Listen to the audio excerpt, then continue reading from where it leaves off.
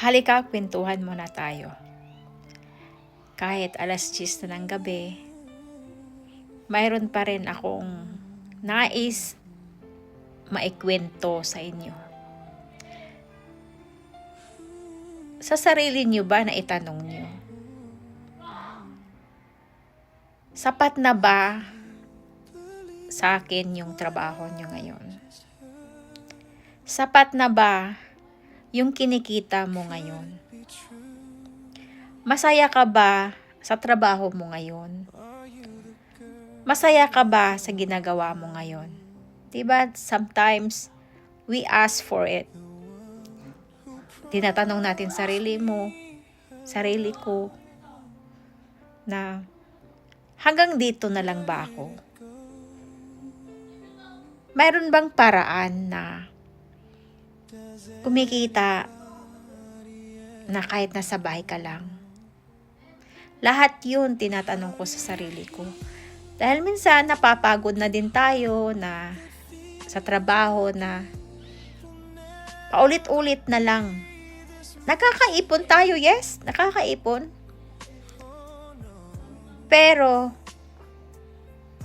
minsan hindi pa sapat, 'di ba? Dahil sa dami nating bayarin, the more you earn, the more din yung expenses mo, 'di ba? Tama? Minsan naiisip natin na sana mayroon pa tayong extra income. Pero ano? Saan? Sa anong paraan? 'Di ba naitanong natin 'yun? Kaya nag-research ako dito sa online kung mayroon bang pagkakataon. So, nagpasasalamat ako dahil nakita ko si OBA. Nakikita ko yung community na maglaan ka lang ng oras. Nakikita ko doon yung very open-minded, yung mindset nila talagang mai-inspired ka, mai-encourage ka dahil sa ginagawa nilang oras, effort, para lang sa tagumpay, para lang sa financial freedom. Doon ko nakita na mayroon palang ganon, diba? Sana nakita ko to noon. Dahil papasok ka dito sa online business, alam ko na alam nyo na hindi basta-basta. It's true. Tama yun. Dahil yun ang effort mo ang pinagbibisihan dito. Pinagbabasihan.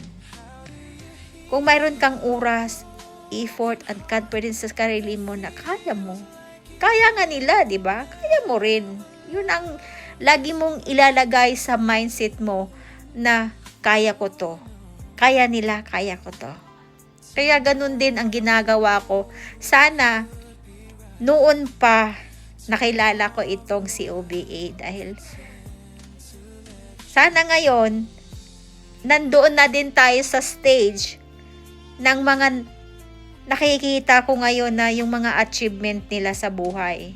Which is, nandito tayo sa ibang bansa. Yes, nakukuha natin yung kung ano yung achievement nila sa buhay. Kaya natin din yun. Pero, nagagawa ba natin yung nagagawa nila na bumibili sila ng mga sasakyan, which is cash, hindi financing. Yun ang gusto nating gawin. Gusto man nating gawin yung cash na ibabayad natin sa dealership.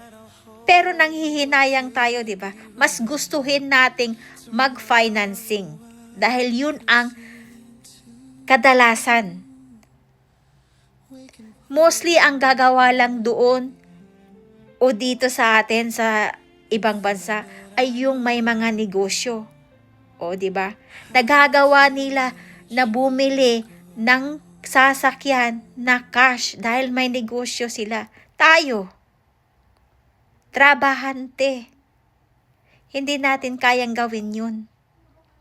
Kaya nila nagagawa yung achievement nila na bumibili, gumagawa ng napakalaking bahay, bumili ng bahay in cash dahil mayroon silang negosyo. Kaya ngayon, nakikita na natin yung oportunidad, i-grab na natin. Dahil mayroon ding patutunguhan yung pinaglalaanan nating oras, effort, sa panahon at darating din tayo doon. Manalig ka lang. Diba? So, gusto ko din yun gawin. Kaya, pumasok ako sa OBA dahil nakikita ko, kaya ko din gawin yun. Kaya sabi nga ng mentor namin na si Albert Jasma, huwag kang huminto dahil nakalaan yung lifetime investment mo dito. Magtiwala ka lang. Diba? So kung ano yung nakikita mo ngayon, obserbahan nyo yung mga video na sinishare ko sa inyo at yung ibang mga achiever na nag-join dito sa OBA.